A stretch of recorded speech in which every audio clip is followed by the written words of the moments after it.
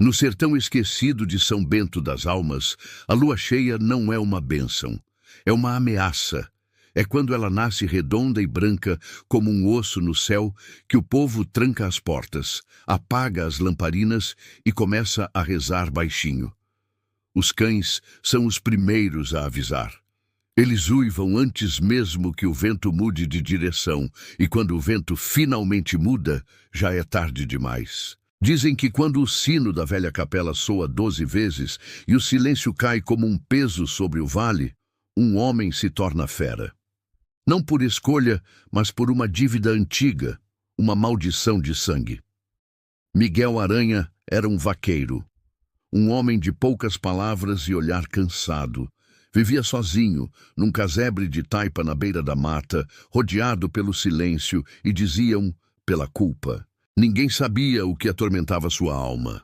Às vezes, ele simplesmente desaparecia por dias e voltava ferido, com o corpo coberto de arranhões e os olhos cheios de vergonha. Noutras noites, ficava sentado na varanda, encarando a lua como se ela fosse sua maior inimiga. O velho Zé Fiapo, benzedor do vilarejo, costumava dizer, a lua cobra. E quando o povo perguntava, cobra o quê? Ele respondia com um arrepio, o que o homem promete e não cumpre. Foi numa noite de sexta-feira que o céu se abriu numa claridade fria e doentia. A lua parecia tão perto que se podia tocar. O vento parou. Os cachorros se calaram. E Miguel sentiu o corpo começar a ferver. As veias saltaram em seu pescoço. O suor virou febre.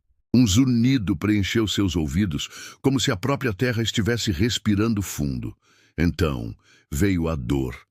Uma agonia que rasgava o peito, estalava os ossos e fazia os dentes crescerem sob a pele. A carne pulsava, gritava. Miguel tentou rezar, mas sua voz já não era humana. Saiu como um rosnado gutural. Naquele instante o homem morreu e a besta nasceu. Naquela noite o sangue correu no pasto. Galinhas foram despedaçadas, cabras dilaceradas. Mas o som era o pior. Um uivo longo, triste, humano demais.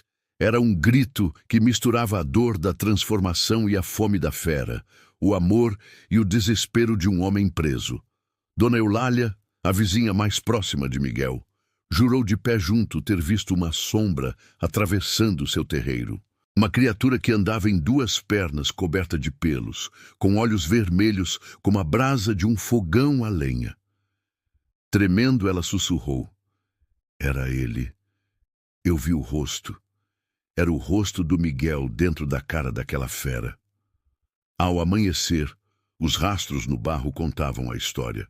Pegadas metade humanas, metade animais, que seguiam até o córrego e sumiam na água. Miguel só apareceu ao meio-dia, nu, coberto de lama e sangue seco. Dizia não se lembrar de nada, apenas que acordou no meio do mato com um gosto de ferro na boca e um medo profundo no peito.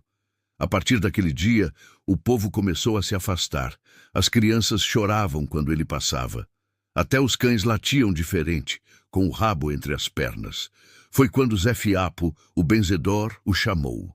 Acendeu velas, espalhou sal grosso e, traçando cruzes no ar, sentenciou.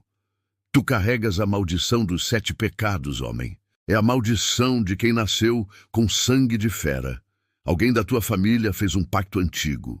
Prometeu à lua o que não podia pagar. Agora ela vem cobrar em ti. Miguel riu um riso fraco, um riso de desespero.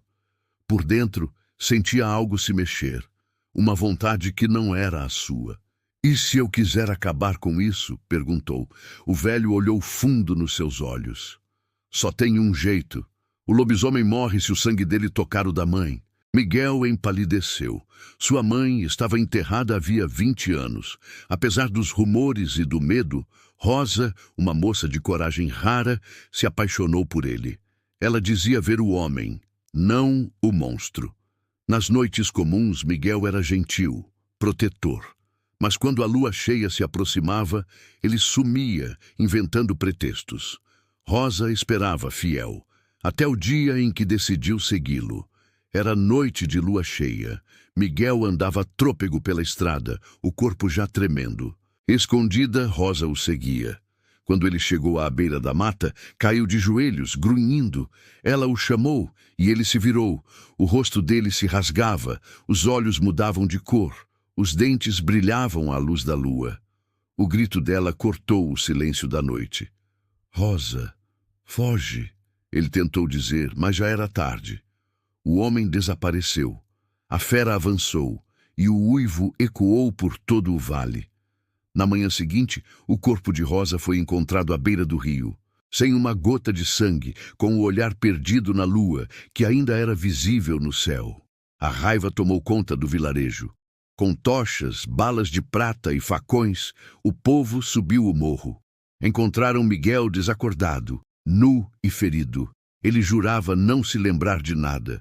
Foi ele, o demônio, gritavam. Amarraram-no a um tronco. Quando o fogo das tochas se aproximou, o vento mudou de direção e um uivo ecoou do alto da serra, idêntico ao dele. Outro lobisomem. Em pânico-lhe o povo fugiu. Na confusão, Miguel desapareceu mais uma vez.